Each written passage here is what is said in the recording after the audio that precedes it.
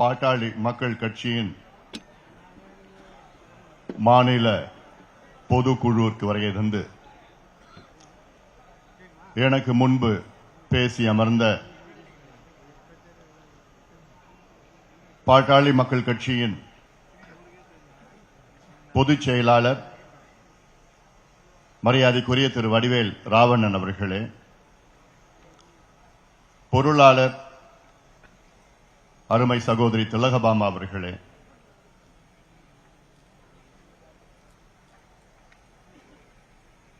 எனக்கு முன்பு பேசிய அனைத்து நிலை நிர்வாகிகள், குறிப்பாக கிழக்கு மண்டல இணை பொதுச் செயலாளர் வைத்தி அவர்கள், உழவர் பேரியக்கத்தின் மாநில தலைவர் ஆலயமணி அவர்கள், செயலாளர் முன்னாள் சட்டமன்ற உறுப்பினர் வேலுச்சாமி அவர்கள், வன்னியர் சங்கத்தின் மாநில செயலாளர் முன்னாள் சட்டமன்ற உறுப்பினர் கார்த்திக் அவர்கள், சமூக நீதி பேரவையின் மாநில தலைவர் வழக்கறிஞர் பாலு அவர்கள், முன்னாள் மத்திய ரயில்வே துறை இணை அமைச்சர் அரங்கவேலு அவர்கள், முன்னாள் மத்திய சுகாதாரத்துறை இணை அமைச்சர் NT சண்முகம் அவர்கள், மகளிர் சங்கத்தின் முன்னாள் சட்டமன்ற உறுப்பினர் சக்தி கமலாம்பாள் அவர்கள், நிர்மலா ராசா அவர்கள், காசாம்பு பூமாலை அவர்கள், மதுரையிலிருந்து இந்த பொதுக்குழுக்காக வருகை தந்திருக்கின்ற நம் கட்சியினுடைய மூத்த முன்னோடி மரியாதைக்குரிய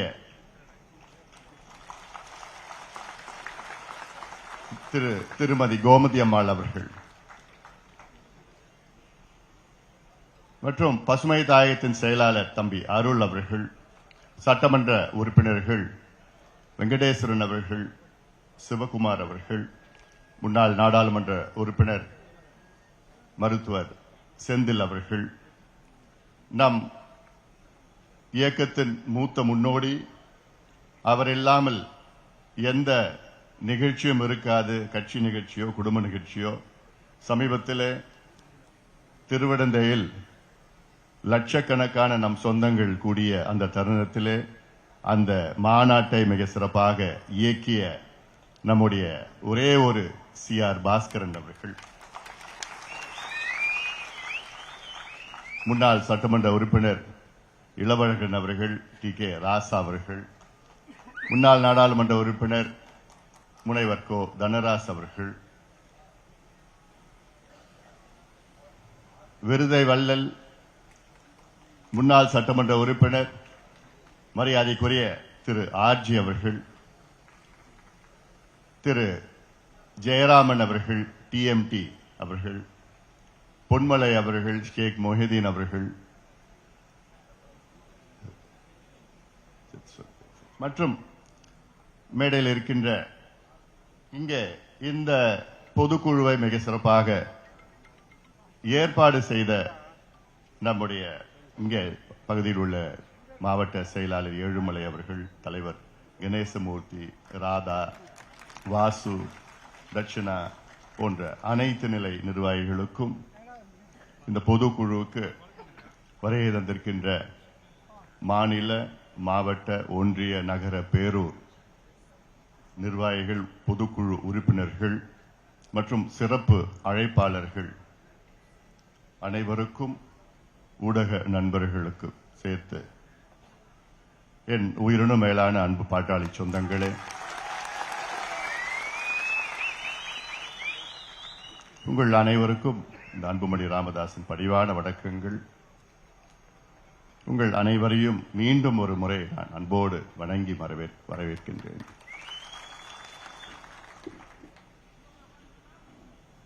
முதலில் எங்கள் மீது நம்பிக்கை வைத்து இன்னும் ஓராண்டு காலம் எங்களை இந்த பொறுப்பிலே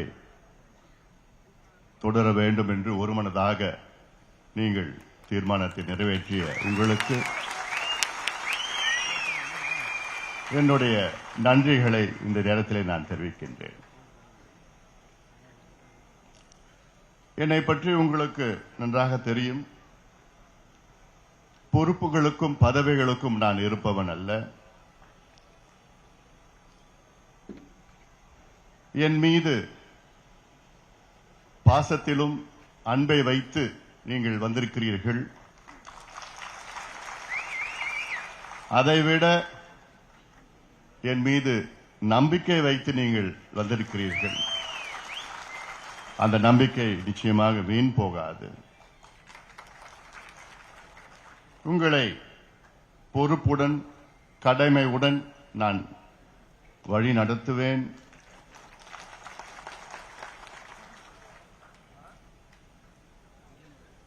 நம்முடைய இனமான காவலர், சமூக நீதி போராளி மருத்துவர் ஐயா அவர்கள் நம்முடைய வழிகாட்டி.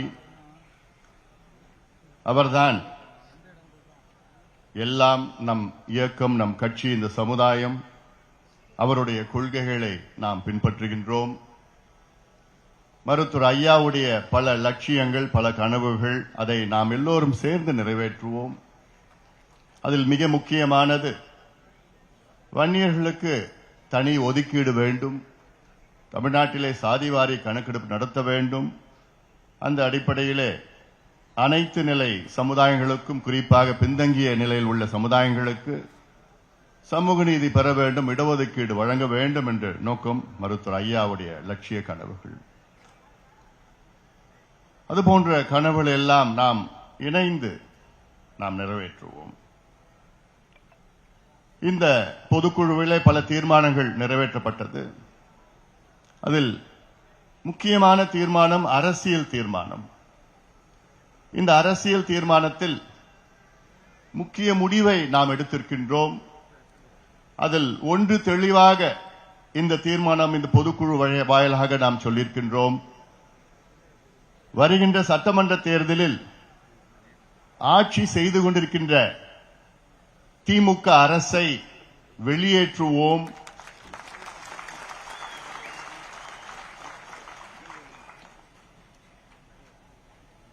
திமுக ஆட்சியை வீட்டுக்கு அனுப்புவோம் என்று அரசியல் தீர்மானத்தை ஒருமனதாக நாம் நிறைவேற்றியிருக்கின்றோம். ஆம், நமக்கு 2 இலக்குகள் இருக்கிறது. ஒன்று, யார் வர வேண்டும், அடுத்தது யார் வரக்கூடாது. இப்பொழுது நம்முடைய ஒரு இலக்கு யார் ஆட்சிக்கு வரக்கூடாது என்று தெளிவுபடுத்திவிட்டோம், முடிவாக இருக்கின்றோம். திமுக மீண்டும் ஆட்சிக்கு வரக்கூடாது என்று அதை நாம் தெளிவாக இருக்கின்றோம். அதைத்தான் நான் இந்த நடைபயணத்திலே தெரு தெருவாக, வீதி வீதியாக சொல்லி வருகின்றேன். இவர்கள் வரக்கூடாது, திமுக வரக்கூடாது, திமுக மீண்டும் வரக்கூடாது. இதில் தெளிவாக இருக்கின்றோம். அடுத்தது யார் வர வேண்டும், அது முக்கியமானது. இதை இன்னும் ஒரு சிறு காலத்திலே நாம் முடிவு செய்வோம். நல்ல ஒரு கூட்டணியை அமைப்போம், மெகா கூட்டணியை அமைப்போம், நாம் ஆட்சிக்கு வருவோம். அதில் இன்னும் ஒரு சிறு காலத்திலே அது நடைபெறும். உங்கள் மனதிலே என்ன தோன்றுகிறது என்று எனக்கு நன்றாக தெரியும். உங்களுடைய விருப்பப்படியேத்தான் அந்த கூட்டணியை நாம் அமைப்போம்.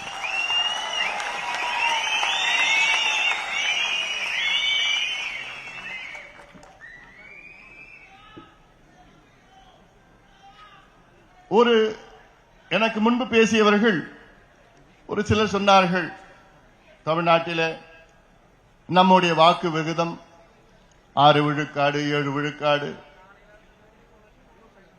ஆனால் அந்த நேரத்தில் நாம் கூட்டணிக்கு சென்று ஒரு காரணத்தால் தான் அவ்வளவுதான் நாம் பெற முடிந்தது. அதற்கு ஒரு எடுத்துக்காட்டு, இப்போ இந்தியாவிலே தேசிய அளவில் மொத்தம் 100 விழுக்காடு எடுத்துக்கொண்டால் திமுக அதில் 1.25 விழுக்காடு வாக்குகளை தான் திமுக பெற்றிருக்கிறது. தேசிய அளவில் நீங்கள் பார்த்தீர்கள் என்றால் திமுக வெறும் 1.25 வாக்குகள் தான் பெற்றிருக்கிறது, 1.25% வாக்குகள் தான் பெற்றிருக்கிறது. ஆனால் ஒரு மாநிலத்தை ஆளுகின்ற திமுக 40 எம்பிக்கள் வெற்றி பெற்றிருக்கிறது. ஆனால் இந்த சதவீதத்தை பற்றி பெரிதாக நீங்கள் அதை மனதில் வைத்துக் கொள்ள வேண்டாம். அதேதான் பாட்டாளி மக்கள் கட்சியும் 6 விழுக்காடு 7 விழுக்காடு என்றால் நம்முடைய வாக்குகள் நெருக்கத்தில் இருக்கிறது. ஒட்டுமொத்தம் மக்கள் வாக்களித்தால் நிச்சயமாக நம் 40, 50, 60 சட்டமன்ற உறுப்பினர்கள் வைத்தால் நாம் ஆட்சி நம்முடைய ஆட்சி தான். இது எத்தனையோ உதாரணங்கள் இந்தியாவில் இருக்கிறது. அதை நோக்கி நாம் பயணிக்க வேண்டும். நம்மேல் முதலில் நாம் நம்பிக்கை வைக்க வேண்டும். வருகின்ற அடுத்த ஒரு 6 மாத காலம் கடுமையாக நீங்கள் உழைக்க வேண்டும், ஒற்றுமையாக உழைக்க வேண்டும், நம்பிக்கையோடு உழைக்க வேண்டும். இந்த மேடையில் எத்தனையோ சட்டமன்ற உறுப்பினர்கள்,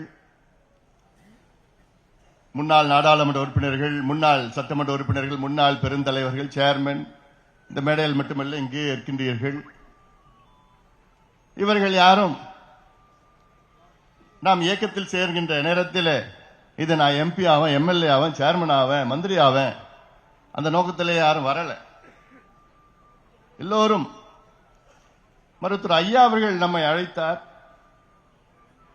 அவர்களுக்கு ஒரு கொள்கை இருக்கிறது.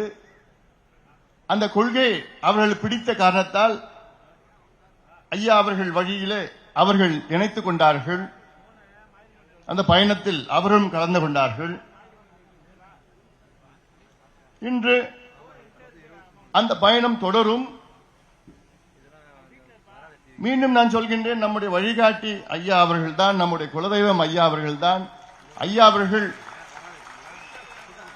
உருவத்திலே இங்கே இல்லை என்றாலும் உள்ளத்தில் இருக்கின்றார்கள். அவர்களுக்கு இங்கே நிரந்தரமாக ஒரு நாற்காலி இருக்கிறது. இது ஐயாவுடைய நாற்காலி. ஐயா நம்முடைய நிறுவனர், அதில் மாற்று கருத்து கிடையாது. அதே வேளையிலே பொறுப்புகளுக்கும் பதவிகளுக்கும் நான் ஆசைப்படுபவன் கிடையாது. என்னை தெரிந்தவர்கள் உங்களுக்கு நன்றாக தெரியும்.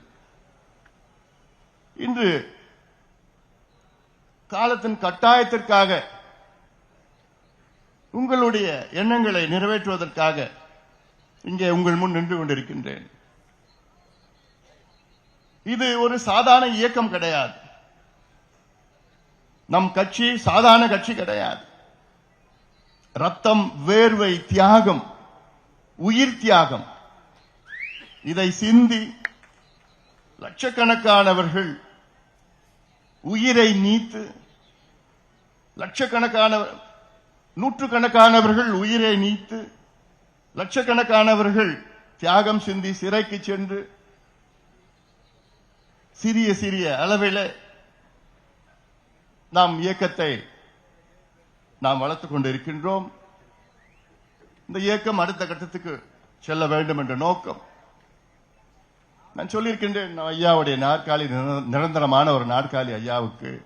ஐயாவுடைய நாற்காலி இது. ஐயா எப்போனா எங்க நாற்காலிக்கு வரலாம், நிச்சயமாக வருவார் என்ற நம்பிக்கை எனக்கு இருக்கிறது.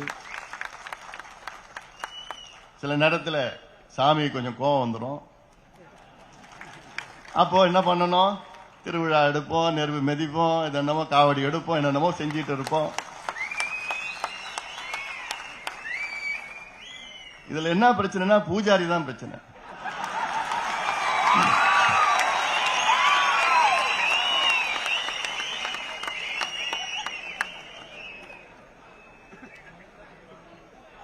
நம்ம என்னென்ன செய்யறோமோ செய்யறோம், சாமிக்கு என்னென்ன வழிபாடு செய்யறோமோ செய்யறோம். ஆனா அந்த பூஜாரி இடையில கொஞ்சம் தடை. அதேதான் இன்னைக்கு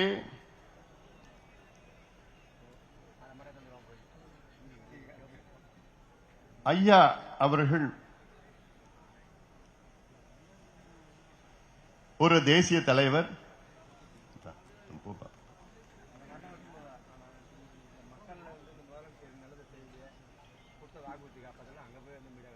ஒரு சாதனையாளர், ஒரு சமூக சீர்திருத்தவாதி, சோசியல் ரிஃபார்மர். ஒரு சமூக சீர்திருத்தவாதி என்பது இந்தியாவிலேயே அதாவது மொத்தத்தில் ஒரு 5 பேர் 6 பேர் தான் இருந்திருப்பாங்க. இப்படிப்பட்ட யாரும் இருக்கிறது கிடையாது.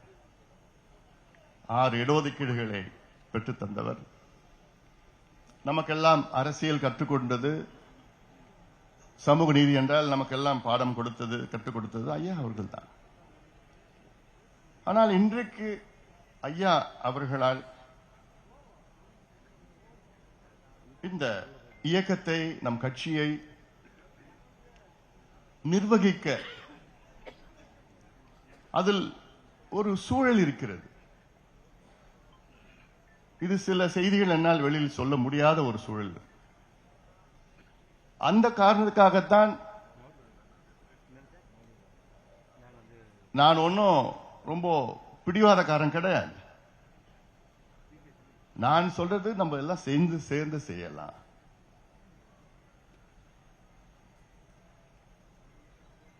இதுவே ஒரு 5-6 ஆண்டுகளுக்கு முன்பு இப்படி ஒரு சூழல் இருந்ததுன்னா நான் யோசிக்கவே போறது கிடையாது. எனக்கு இந்த பதவி, பொறுப்பு, அது இதெல்லாம் நிச்சயமா என் மனசுல எதுவுமே கிடையாது.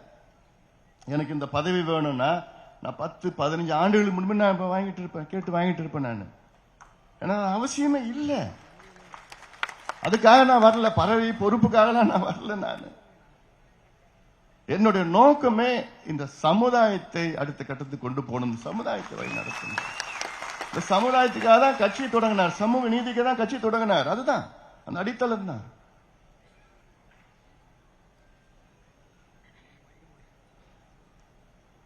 இன்னைக்கு ஐயாவை சுத்தி இருக்கின்ற ஒரு சில சுயநலவாதிகள் என்னன்னு சொல்றதுன்னு தெரியல. இல்ல குள்ளநெறி கூட்டமா, தீய சக்திகளா, பூஜாரியா,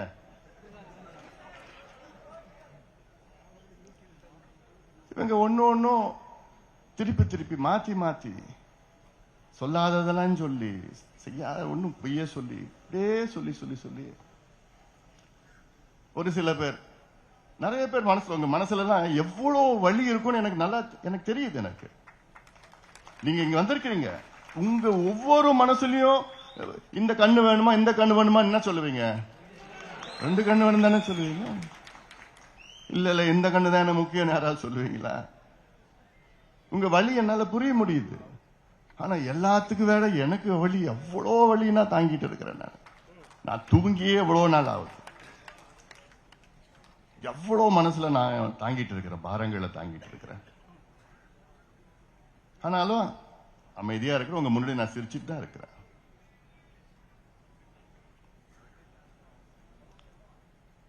ஏன்னா ஒரு தலை பக்கமா செய்திகள் வெளியில வந்துட்டு இருக்குது. தினம் ஏதாவது ஒரு செய்தி, தினம் நம்மளை பத்தி, என்ன பத்தி, இப்படி பண்ணிட்டான், இதை செஞ்சுட்டான், அப்படி செஞ்சுட்டான். ஆனா அதை மறுத்தோ அதை பத்தி பேசி அப்படி பண்ணனா அது அப்படி நானும் அதை பத்தி தான் பேசினேன். அப்புறம் ஐயா பேர் கேட்டு போயிடும். நம்ம இயக்கம் நம்ம சமுதாயத்திற்காக எல்லாத்தையும் நான் தாங்கிட்டு தான் இருக்கிறேன். அதனால 2 பேரும் சேர்ந்து போட்டதானே சண்டை. அது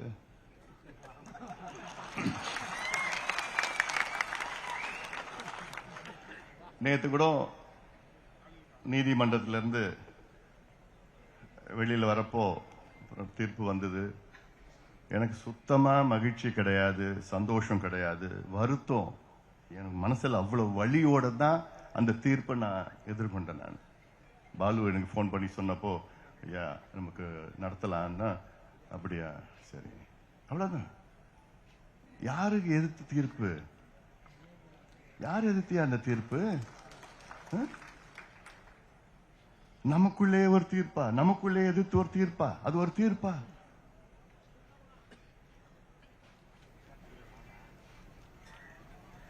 அதனால இது நமக்கு ஏதோ வெற்றி அப்படிலாம் நிச்சயமா என்ன பொறுத்த வரைக்கும் வெற்றி கிடையாது. இது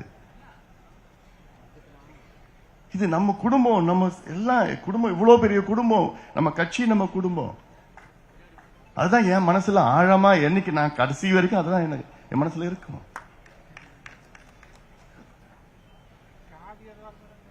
நானு உங்களுக்கு தெரியும் என்னை பத்தி, மீடியாவை, ஊடகத்தை மணி கணக்கில் நான் சந்திச்சு நான் பேசுவேன். மீடியானா இது கேளு, எத்தனை கேளுன்னா கேளு, நான் பேசுறேன், நான் சொல்றேன், என்ன வேணா கேளு. இன்னைக்கு நான் மீடியா சந்திச்சு 2 மாசம் ஆகுது. ஏன் என் வாயில ஏதாவது ஒண்ணு பிடிங்கி அதை திருப்பி திருப்பி திருப்பி திருப்பி போட்டுட்டு இருப்போம், ஒண்ணுமே இருக்கு. ஆனா இதே மீடியா, நானும் நடக்கிறேன், திருப்போரூர்ல நடக்கிறேன், செங்கல்பட்டுல நடக்கிறேன், உத்தரமேரூர்ல நடக்கிறேன், கும்மிடிப்பூண்டியிலையும் திருவள்ளூர்லயும், அதெல்லாம் போட மாட்டாங்க, போடுறாங்க. ஆனா அதுக்கு அதெல்லாம் அவங்களுக்கு முக்கியத்துவம் கிடையாது. திருப்போரூர்ல, திருவள்ளூர், கும்மிடிப்பூண்டி பகுதியில் பாவம் அந்த மக்கள் 1704 ஏக்கரை இழக்கிறாங்க. அதுல ஒரு அம்மா, நான் போயிட்டு வந்து அடுத்த நாள் அந்த அம்மாவுக்கு ஹார்ட் அட்டாக் வந்து இறந்துட்டாங்க. அந்த என் நிலம் 3 ஏக்கர் தான், இறந்துட்டாங்க. ஐயோ, என் நிலத்தை எடுத்துக்கிறாங்க, என் நிலத்தை. இதெல்லாம் செய்தி கிடையாது. ராணிப்பேட்டைக்கு போறேன், அங்க ஆயிரக்கணக்கான மக்கள் தினம் அந்த குரோமியம் கழிவுகளை நிலத்தடி நீர் மூலமா குடிச்சிட்டு இருக்கிறாங்க, சுவாசிச்சு இருக்கிறாங்க. பெர்மிசிபிள் லிமிட் ஆஃப் குரோமியம் வந்து 0.05 milligram per litre, 0.05 milligram per litre. ஆனா அங்க 277 மில்லிகிராம் பெர் லிட்டர் அங்க இருக்கு. அடையார் கேன்சர் இன்ஸ்டிடியூட்ல சொல்றாங்க, அதிகமா கேன்சர் வர்றது ராணிப்பேட்டை பகுதியில இருந்து வருது. ஆனா இதெல்லாம் ஒரு செய்தி ஊடக நண்பர்களுக்கு இல்லை. இதெல்லாம் செத்துட்டு இருக்கிறாங்க மக்கள். ஆனா உடனே எங்கேயாவது ஒரு பேட்டி, எங்கேயாவது ஒரு சின்ன இது புதாகரமாக்கி அதுல எவ்வளவு பேர் சந்தோஷப்பட்டு இருக்காங்க, எவ்வளவு பேர் சந்தோஷப்பட்டு இருக்காங்க. அதனால நீங்க தைரியமா இருங்க, நம்பிக்கையோட இருங்கள். நான் இருக்கிறேன், உங்களுக்காக நான் இருக்கிறேன். உங்களை என்னைக்குமே நான் விட்டு கொடுக்க மாட்டேன், என்னைக்குமே உங்களை நான் விட்டு கொடுக்க மாட்டேன். காரணம் நீங்கள் போராளிகள், ஒவ்வொருவரும் நீங்கள் போராளிகள். நான் உங்களில் ஒருவன். நான் ஏதோ மேடையில் இருக்கிற மட்டும் இல்லை, நான் அங்க எனக்கு ஆசைனா அங்க கீழே உட்காரணும் உங்க கூட. அதுதான் என்னுடைய நோக்கம், என்னுடைய ஆசை. இந்த நேரத்தில் இன்னைக்கு உங்களை வழி நடத்தணும், நல்ல வழியில வழி நடத்தணும். அடுத்த கட்டத்துக்கு நாம் செல்றோம், நம்முடைய இலக்குகளை அடைய வேண்டும், அந்த நோக்கம்தான். ஒரு சில முன்னோடிகள் கூட என்கிட்ட வந்து, ஐயா ஏன் பேசக்கூடாதா, பேசினா சரியா போயிடுமே. எல்லாருடைய மனசுல இருக்குதான், நிச்சயமா நியாயமான கேள்விதான். பேசிட்டா என்ன, பேசாம என்ன இருக்கு. நான் 1 முறை 2 முறை கிடையாது, 40 முறைக்கு மேல நான் பேசியிருக்கிறேன். பேசாமலாம் இல்ல, நேத்து கூட நான் பேசியிருக்கிறேன். எல்லாரையும் வச்சுக்கிட்ட குடும்பம் வச்சு பேசிட்டு இருக்கிறோம், உறவுகள், நண்பர்கள், தெரிஞ்சவர்கள், நம்ம வெல் விஷர்ஸ் சொல்வார்கள், இவங்க எல்லாரையும் வச்சு நான் பேசிதான் இருக்கிறேன். ஆனா என்ன, காலையில ஐயா சரின்னு சொல்லுவாரு, அப்புறம் நம்ம பூஜாரி இருக்காங்கல்ல, இவனுங்க போய் அங்க போய் இல்லை அப்படி சொன்ன, அடுத்த நாள் காலையில இல்ல நான் அப்படி சொல்லல. அப்புறம் 3 நாளுக்கு அப்புறம் மறுபடியும் பேசி கெஞ்சி இல்ல என்ன, நான் எனக்கு என்ன வேணும், எனக்கு ஐயாவோட மானம் மரியாதை, அதுதான் நமக்கு. அதை விட அதுக்கு நமக்கு என்ன இருக்குது? அதை நம்ம இழக்கிறது, நம்ம அது என்ன, ஐயாவோட மான மரியாதை இழந்துட்டு அப்புறம் நம்ம எதுக்கு இருக்கணும்? அப்புறம் எல்லாத்தையும் நான் ஏத்துக்கிட்டேன், எல்லாத்தையும் ஒத்துக்கிட்டேன் நான். சரி, அப்புறம் மறுபடியும் இவங்கெல்லாம் சரி குழப்பம் பண்ணி இல்ல வேணாம் முடியாது. கடைசியில் என்ன, இப்ப என்ன, கொஞ்சம் நாளுக்கு முன்னாடி இல்ல நிர்வாகிகள்லாம், இப்ப கட்சி நிர்வாகிகளை 2 பேரும் சேர்ந்து கையெழுத்து போடுவோம்னு சொன்னது ஒத்துக்கிட்டாரு. 10 நாளுக்கு 15 நாளுக்கு முன்னாடி ஒத்துக்கிட்டாரு. இப்ப 4 கொஞ்சம் 5 நாள் 6 நாள் இல்ல நான் மட்டும் தான் போடுவேன்.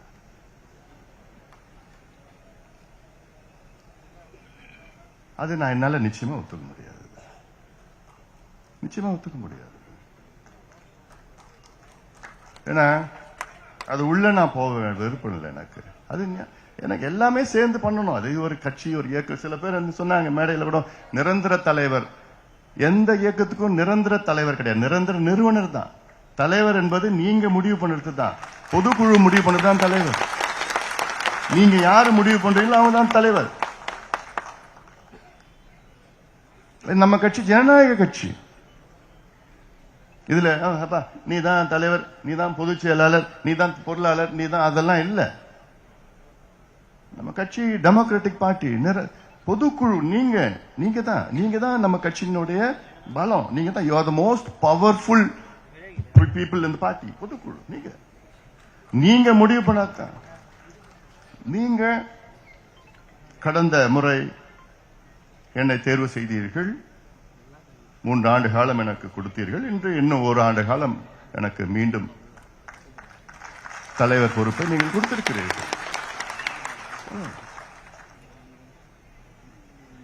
அதனால எல்லாம் ஏன்னா எனக்கு என்னன்னா, எனக்கு எவ்வளவு ஒரு பக்கம் எனக்கு கஷ்டம், வருத்தம், தூக்கம் இல்ல. என் கண்ணெல்லாம் பார்த்தாலே தெரியுது. என்ன கேட்பேன், என்னப்பா இவ்வளவு சூப்பரா எவ்வளவு இழைச்சிட்டேன்னு கேட்பேன். நான் இழைக்கல, அது தானா இழைச்சிச்சு. ஏன்னா காலையில எழுந்தா இதுதான் ஞாபகம், தூங்குறப்போ இதுதான் ஞாபகம்.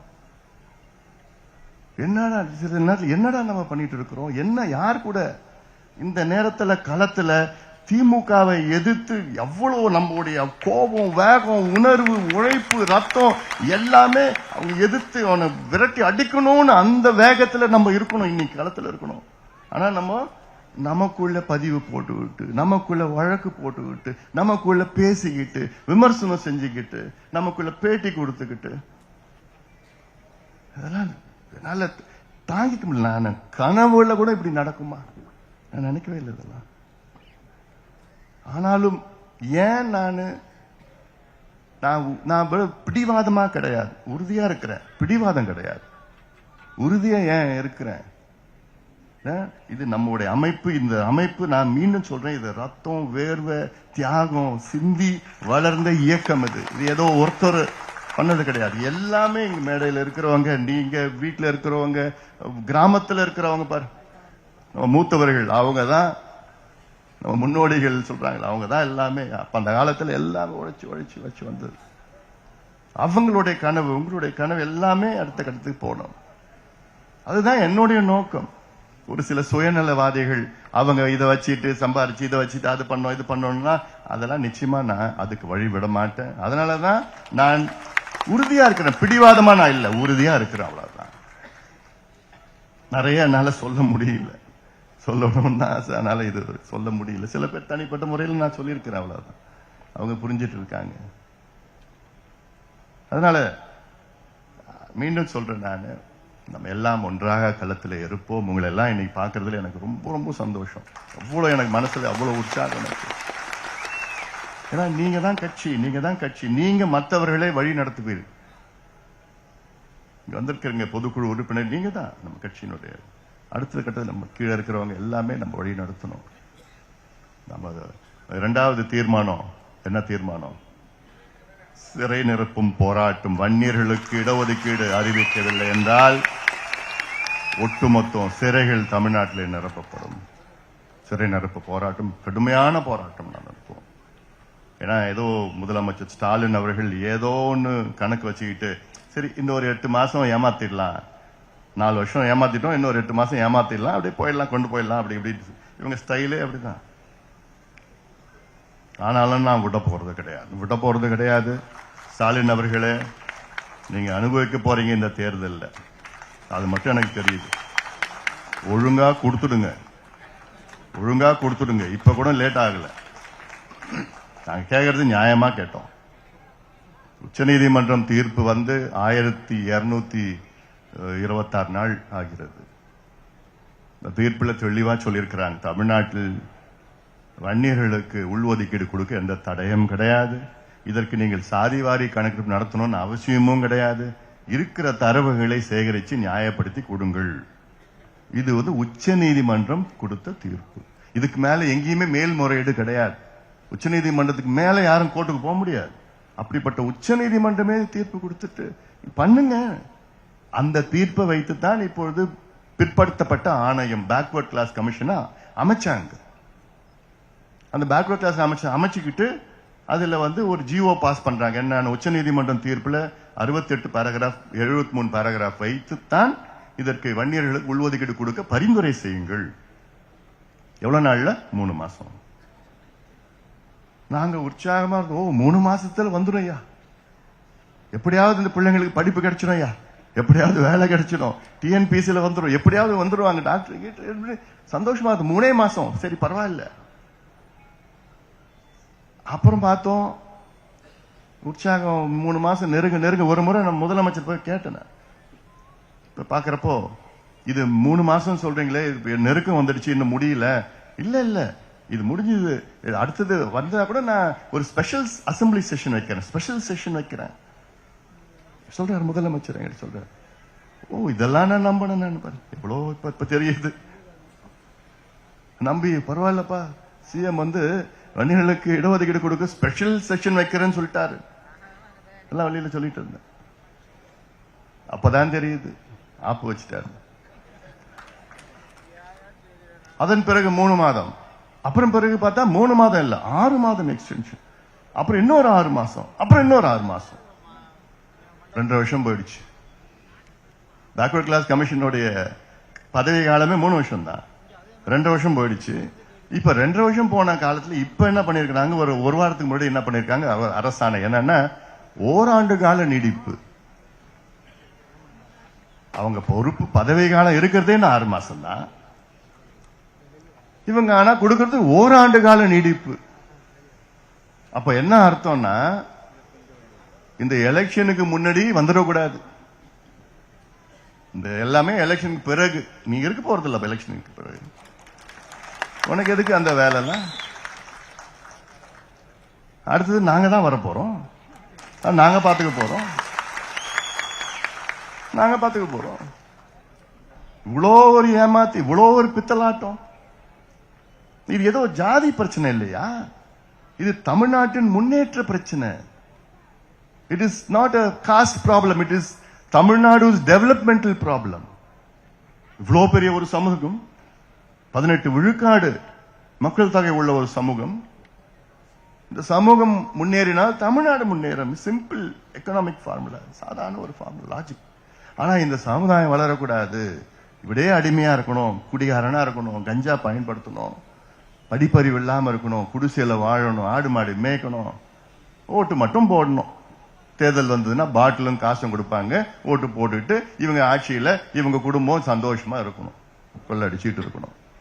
தான் காலகாலமா இதே போன்ற பட்டியலின சமுதாயம், தாழ்த்தப்பட்ட சமுதாயம், இந்த 2 சமுதாயங்களும் ஏமாத்தி இந்த திமுக ஆட்சிக்கு வந்தது. இந்த 2 சமுதாயங்களும், வன்னியர் சமுதாயமும் பட்டியலின சமுதாயமும், வருகின்ற சட்டமன்ற தேர்தலிலே முழுமையாக திமுகவை புறக்கணிக்க வேண்டும், முழுமையாக புறக்கணிக்க வேண்டும். ஏனால் இந்த 2 பெரிய சமுதாயங்களுக்கு தொடர்ந்து துரோகங்களை ஸ்டாலின் அவர்கள் செய்து வருகின்றார்கள். நான் கேட்டேன், ஒரு மேடை போடுங்க ஸ்டாலின் அவர்களே, நான் வரேன், அந்த மேடையில பொது விவாதம் செய்வோம், நான் விவாதத்துக்கு வருகின்றேன், சமூக நீதி பற்றியோ அல்லது வன்னியர்களுக்கு இடஒதுக்கீடு பற்றியோ, பட்டியலின மக்களுக்கு என்ன செய்திகள் என்று எல்லாத்துக்கும் நான் வரேன், தயாரா இருக்கிறேன். நான் தனியா வரேன், நீங்க வாங்க, உங்களுக்கு நேரம் இல்லையா உங்க அமைச்சர்களை அனுப்புங்க, அவங்களுக்கு நேரம் இல்லையா உங்க கட்சியில யாராவது அனுப்புங்க, நான் வரேன், தனியா வரேன், விவாதம் பண்ணுவோம். நிச்சயமாக அவர்களால் சமூக நீதி பற்றி பேசுவதற்கு கூட திமுகவுக்கு தகுதி இழந்துவிட்டது. தகுதி இல்லாத ஒரு கட்சி, சமூக நீதியின் விரோதிகள் திமுக, சமூக நீதியின் துரோகி திமுக, வன்னியர்களின் துரோகி விரோதிகள் திமுக. இன்னும் நீ பார்க்க போறீங்க எவ்வளவு வன்மம் இந்த சமுதாயத்தின் மேல, எவ்வளவு வன்மம். பட் ரோட்ல, ஆலந்தூர் பட் ரோடு இருக்குது, அந்த பட் ரோட்ல வன்னியர் சங்கம் ஒரு ஆபீஸ் ஒன்று இருக்குதாங்க. இது 40 ஆண்டு காலமாக அந்த வன்னியர் சங்கம் அலுவலகம் இருக்கு. பழைய பில்டிங், வெள்ளக்காரங்காலத்துல கட்டின பில்டிங். அந்த பில்டிங்ல என்னன்னா அந்த பிள்ளைங்க படிச்சுட்டு இருக்கிறாங்க. அங்க தங்கறது, சென்னையில எங்கேயும் இல்லைன்னா அங்க போய் தங்கி படிப்பாங்க. அங்க இருக்கிற இந்த டிஎன்பிஎஸ்சி குரூப் 1 அதுக்கு ப்ரிப்பேர் பண்ணுவாங்க, இல்ல வேலைக்கு போவாங்க, இல்லாட்டி அங்க ஏதோ படிச்சுட்டு இருக்காங்க இந்த பிள்ளைங்க. அதுக்கு அந்த பயன்படுத்திட்டு இருக்காங்க. இத மூடணும், இத இழுத்து மூடணும், இத அபகரிக்கணும் அப்படின்னு வன்மமாக செயல்பட்ட திமுக. சாதாரணமா சொல்ல, வன்மமா எவ்வளவு பேர் வச்சிருக்கிறாங்க. 40 ஆண்டு காலமாக அந்த சொத்தை நம்ம பயன்படுத்திட்டு வரோம். அத 200 போலீஸ் நினைச்சு பாருங்க.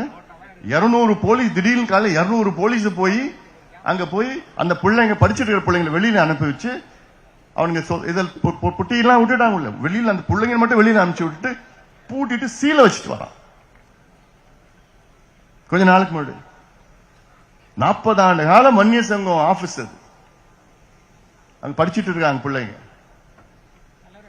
அப்போ உனக்கு வேற எந்த சொத்தும் எவ்வளவு பேர் கொள்ளடிச்சிட்டு இருக்கிறாங்க, அதெல்லாம் ஒண்ணு கண்ணுக்கு படல. ஒரு வன்னியர் சங்கம் பில்டிங், வன்னியர் பிள்ளைங்க பசங்க படிக்கிறது, அதை தான் நீ மூடணும், பூட்டு போட்டு சீல் போட்டு போடணும். எங்கிருந்தே வந்தது இந்த சமுதாயத்து மேல இவ்வளவு வன்மம், இவ்வளவு கோவம் இந்த சமுதாயத்து மேல? என்ன உனக்கு என்ன துரோகம் பண்ணாங்க இந்த சமுதாயம்? அதன் பிறகு பாலு கூப்பிட்டு வச்சு என்ன பண்றீங்களோ தெரியாது, அதை திறங்கன்னு சொல்லி அடுத்த நாள் ஹைகோர்ட்டுக்கு போய் அடுத்த நாளே அந்த சீலை உடைச்சி வை.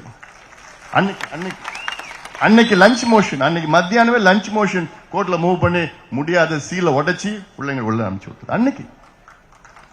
ஆனா அதை விட நிறுத்தல திமுக. என்ன பண்ணாங்க? உச்ச நீதிமன்றம். நினைச்சு பாருங்க, இது ஒரு சாதாரண ஒரு விஷயம். 40 வருஷமா அனுபவிச்சுட்ட ஒரு பில்டிங் சுப்ரீம் கோர்ட் போறாங்க. அந்த சுப்ரீம் கோர்ட்ல யாரை தெரியுமா வைக்கிறாங்க? Attorney general of India. Attorney general of இந்தியானா யாருன்னா இந்தியாவின் தலைமை வழக்கறிஞர், இந்தியாவுடைய தலைமை வழக்கறிஞர். தமிழ்நாட்டின் தலைமை வழக்கறிஞர் அட்வொகேட் ஜெனரல். இந்தியாவுக்கு தலைமை வழக்கறிஞர் அட்டர்னி ஜெனரல். அவரை எப்ப வைப்பாங்க தெரியுமா?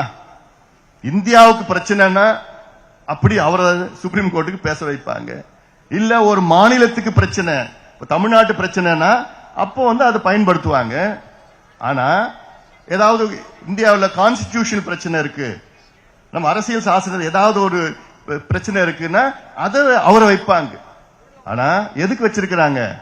பட் ரோட்ல வன்னியர் சங்க ஆபீஸ மூடிட்டாங்க.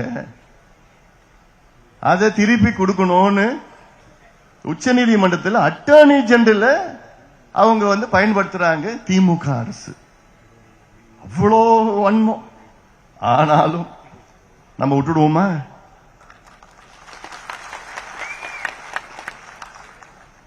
நம்மளும் வச்சோம். யாரு? ஒரு நல்ல அட்வொகேட், அவ்வளவுதான் நம்மளால முடியும். ஏன்னா நியாயம் நம்ம பக்கம் இருக்கு. 4 நாளுக்கு முன்னாடி பாலு டெல்லிக்கு அனுப்பிச்சு விட்டேன், போனார், சுப்ரீம் கோர்ட் போனாரு. இன்னும் கொஞ்சம் ஒரு சீனியர் அட்வொகேட், அவ்வளவுதான். அவரை வச்சு சுப்ரீம் கோர்ட்ல தெளிவா சொல்லிட்டாங்க, அம்பா இது ஸ்டேட் கவர்மெண்ட் தான், இல்ல டெம்பிள் போர்டா, இல்ல கண்டோன்மெண்டா, இது எதுவும் தெரியாது. தெரிகிற வரைக்கும் வன்னியர் சங்கம் கிட்டே இருக்கட்டும்.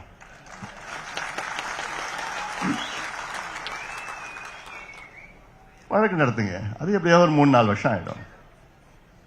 அதுக்குள்ள இவங்க இருக்க போறது இல்லை. அப்போ இது மாதிரி எவ்வளவு உதாரணங்கள் இருக்கு. ஏன்னா ஏன் இந்த சமுதாயம் என்ன உங்களுக்கு பண்ணுச்சியா? இன்னைக்கு நீங்க வச்சிருக்கிற 127 எம்எல்ஏ 23 எம்எல்ஏ அதிகமா எம்எல்ஏ கொடுத்து இந்த சமுதாயம் தான் உங்களுக்கு, திமுகவுக்கு 5 எம்பி கொடுத்துள்ள இந்த சமுதாயம் உங்களுக்கு. அப்புறம் ஏன் இந்த சமுதாயத்துக்கு நீங்க துரோகம் பண்ண நீங்க துடிக்கிறீங்க? என்ன உங்க நினைப்பு அதுல? அதனால்தான் நான் கேட்கிறேன். சட்டம் இருக்குது, அதிகாரம் இருக்கிறது, எல்லாம் இருக்குது. ஆனா மனசு மட்டும் ஸ்டாலின் அவர்களுக்கு இல்ல. இந்த சமுதாயம் வளரக்கூடாது, முன்னேறக்கூடாது. இது மட்டும் இல்ல, பட்டியலின சமுதாயம் வளரக்கூடாது, முன்னேறக்கூடாது. இதே நோக்கம்தான். அதனால்தான் சாதி வாரி கணக்கெடுப்பு நடத்த மாட்டோம் திருப்பி சொல்லிட்டு எவ்வளவு ஒரு பொய்யை மீண்டும் மீண்டும் சொல்லிக் கொண்டிருக்கின்ற முதலமைச்சர் ஸ்டாலின் அவர்களே, நிச்சயமாக இந்த தேர்தலில் மிகப்பெரிய பாடத்தை உங்களுக்கு புகட்டுவார்கள். ஏன்னா இந்த தேர்தலில் தமிழ்நாட்டில் உள்ள அனைத்து தாய்மார்கள் பெண்கள் ஒரு ஓட்டு கூட திமுக போட மாட்டாங்க. அவ்வளவு கோபத்தில் இருக்கிறாங்க. பெண்களுக்கு பாதுகாப்புனா, பெண்கள்னா என்ன, சின்ன பிள்ளைகளையா, பெண் பிள்ளைகள், 4 வயசு பெண் குழந்தைகளுக்கு பாதுகாப்பு இல்லை, 8 வயசு பெண் குழந்தைகளுக்கு பாதுகாப்பு இல்லை. தினம் செய்திகள் வந்துட்டு இருக்கு.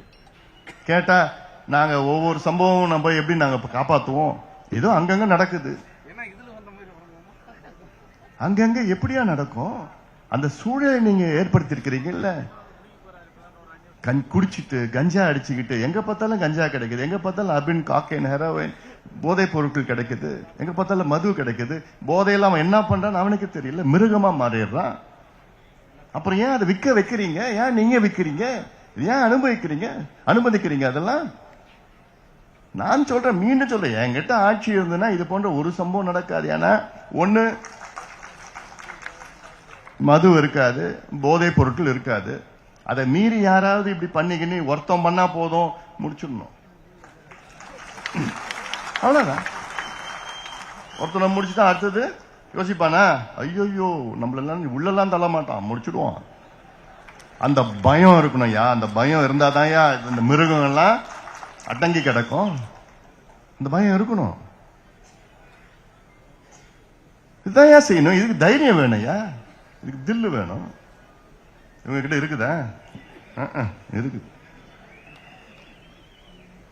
இதை அதே போன்ற தமிழ்நாட்டில் இந்த சட்டமன்ற தேர்தல் ஒரே ஒரு விவசாயி கூட ஓட்டு போட மாட்டாங்க. ஒரு விவசாயி கூட ஓட்டு போட மாட்டாங்க இந்த திமுகவுக்கு. ஏன்னா அவ்வளவு கோபத்தில் இருக்கின்றார்கள். இவங்க நினைச்சிட்டு இருக்கிறாங்க ஏதோ ஒண்ணு காசு கொடுத்துடலாம், இதை கொடுத்துடலாம், அதை கொடுத்துடலாம். எதை கொடுத்தாலும் நான் போறது கிடையாது. என்னுடைய ஒரு ஆசை, சட்டமன்ற தேர்தலில் திமுக எதிர்கட்சியா கூட இருக்கக்கூடாது.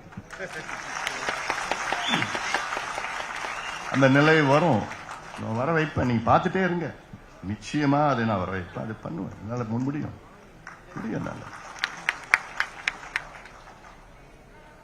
அதில் வியூகங்கள் இருக்கிறது. அது வியூகங்களை வகுத்து அதை செயல்படுத்துவது நீங்கள் தான். உங்களை நம்பிதான் இதெல்லாம் நான் பேசிட்டு இருக்கிற மேடையில், புரியுதா? உங்களை நம்பிதான் நான் பேசிட்டு இருக்கிறேன். அதனால நீங்க தான் அதெல்லாம் செய்யணும். நீங்க தான் அதை செய்து அதை முடிக்க வேண்டும். நிச்சயமாக அதை பல மாற்றங்கள் நாம் கொண்டு வருவோம். நம்ம நெருக்கத்துக்கு வந்துட்டோம். கொஞ்ச நாள் தான். இவ்வளோ கஷ்டப்பட்டு, இவ்வளோ காலமா கஷ்டப்பட்டு ஐயாவுடைய கனவு பார்த்தீங்கன்னா 46 வருஷம், 46 ஆண்டு காலம் உழைத்து கொள்கைகளை வகுத்து போராட்டம் செய்து இன்னைக்கு கூட ஐயாவுடைய கனவு ஒண்ணு கூட நிறைவேற்றல.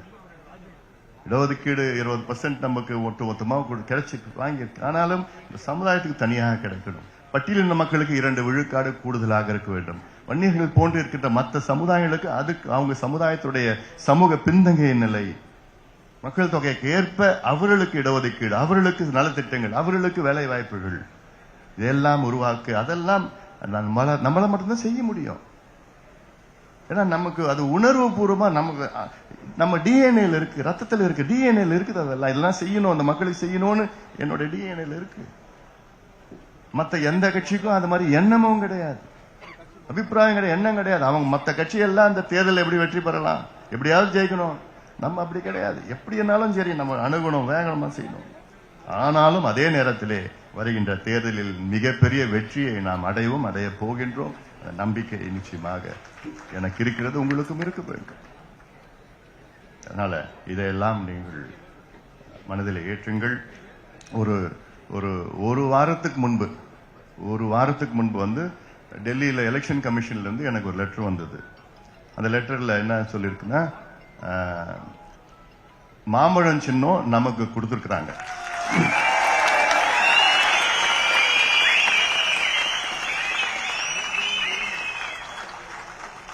டிநகர், என்னுடைய டிநகர் ஆபீஸ் 10th எலக்ட்ரி டிநகருக்கு அந்த லெட்டர் வந்து அதில் நமக்கு மாம்பழம் சின்னம் நம்ம கொடுத்திருக்கிறாங்க. அந்த மாம்பழம் சின்னத்தை பயன்படுத்தி நம்ம பீகார் சட்டமன்ற தேர்தல், தமிழ்நாடு சட்டமன்ற தேர்தல், பாண்டிச்சேரி சட்டமன்ற தேர்தலில் நம்ம போட்டியிடலாம்னு சொல்லிட்டு நம்ம கொடுத்திருக்காங்க.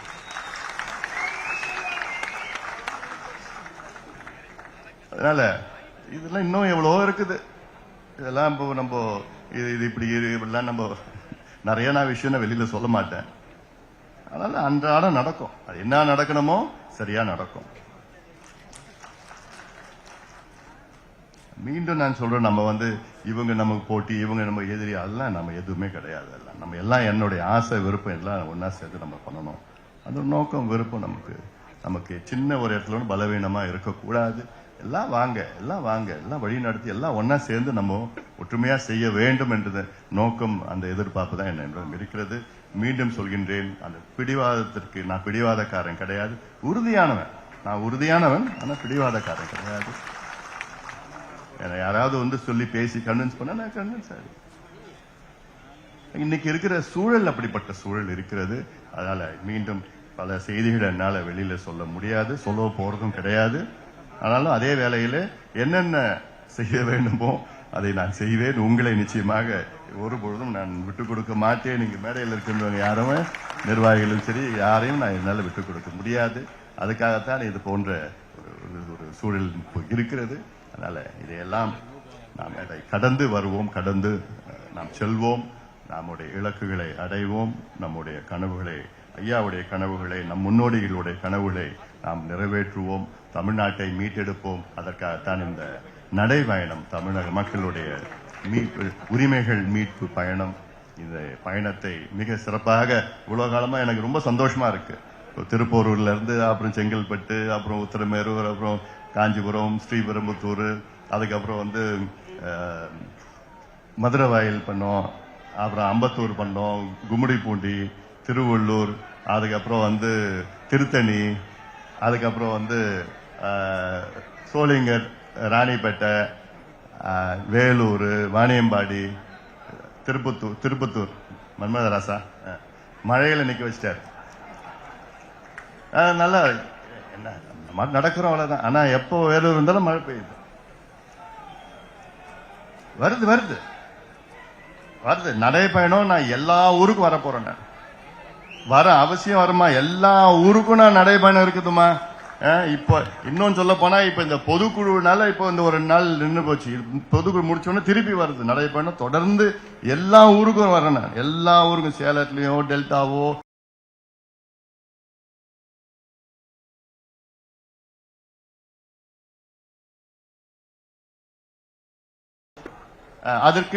அதற்கு நீங்க நல்லா ஏற்பாடு பண்ணுங்க. எனக்கு ஒரே ஒண்ணு, இந்த நடைபயணத்துல என் தம்பிகளுக்கு ஒரே ஒரு வேண்டுகோள். என் தங்கைகள் எப்பவுமே நல்ல டீசெண்டா, எப்பவுமே நல்ல சந்தோஷம் இருப்பாங்க. என் தம்பிகள் என்ன பண்ணிடுறான், நடைபயணத்துல சைடுல நின்னுக்கிறான்.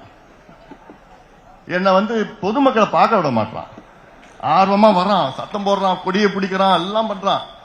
கொஞ்சோண்டு தள்ளுடா, நான் கொஞ்சம் பொதுமக்களை பார்க்கணும்டான ஒரு 10 செகண்ட் தள்ளுவான்.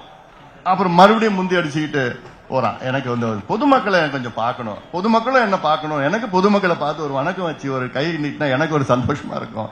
ஆனா அவ்வளவு ஆயிரக்கணக்கான என் தம்பிகள், என் தங்கைகள் இந்த நடைபயணத்துல கலந்துகிட்டு என் கூட அவ்வளவு வேகமா நடந்து அவ்வளவு எழுச்சியா இருக்கிறதுல எனக்கு ரொம்ப ரொம்ப சந்தோஷம் இருக்குது. அத்தனை நிர்வாகிகள் நடத்திய அத்தனை நிர்வாகிகளுக்கு என்னுடைய வாழ்த்துக்கள், பாராட்டுகள். நடத்தி நிச்சயமாக போட்டி போட்டுட்டு இங்கே கூட்டமா, நாங்க இதோட அதிகமா கூட்டம், இன்னும் அதிகமா நாங்க செய்வோம்னு அந்த போட்டி நிச்சயமாக ஆரோக்கியமான போட்டியா நான் பார்க்கின்றேன். அந்த வகையில உங்களை எல்லாம் இன்று சந்திப்பதில் மிக்க மகிழ்ச்சி. நம்பிக்கையோடு செல்லுங்கள், தைரியமாக செல்லுங்கள். நிச்சயமாக நாளை நமது, அந்த நம்பிக்கையோடு நாம் எல்லாம் செல்வோம். உங்களுக்கெல்லாம் உணவு ஏற்பாடு செய்யப்பட்டிருக்கிறது. இன்னைக்கு சனிக்கிழமை, ஆனாலும் நல்ல உணவு. நானும் உங்க கூட தான் சாப்பிட போறேன். எல்லாமே அவசியமா சாப்பிட்டு, எல்லாம் அடிச்சு பிடிச்சி பண்ணாம எல்லாமே அமைதியா சாப்பிட்டு, நிறைய இருக்குது, அதெல்லாம் சாப்பிடுங்க. சாப்பிட்டுட்டு பத்திரமா வீட்டுக்கு போங்க. யாரும் அவசரமா வேகமா வண்டியெல்லாம் வாகனம்லாம் ஓட்டக்கூடாது. அமைதியான முறையில பத்திரமா நீங்க போங்க. களத்திலே உங்களை சந்திப்போம், தைரியமாக நம்பிக்கையோடு செல்லுங்கள். நன்றி. இந்த பொதுக்குழுவை சிறப்பாக ஏற்பாடு செய்த இங்க ஏழுமலை உள்ளிட்ட அனைத்து நிலை நிர்வாகிகளுக்கும், ஏன்னா இது திடீர்னு ராத்திரி 8 மணி 9 மணிக்கு தீர்ப்பு, அதன் பிறகுதான் இந்த ஏற்பாடு இது நடக்குமா, காலையில இப்படி அப்படிலாம் ஒரு நம்பிக்கை இது இருந்தது. அதை சிறப்பாக நடத்தி கொண்டிருக்கின்ற அனைத்து நிர்வாகிகளுக்கும் என்னுடைய வாழ்த்துக்கள், பாராட்டுக்களை தெரிவிக்கின்றேன். இப்பொழுது நன்றி ஏழுமலை மாவட்ட செயலர் ஏழுமலை நன்றி சொல்லுங்க.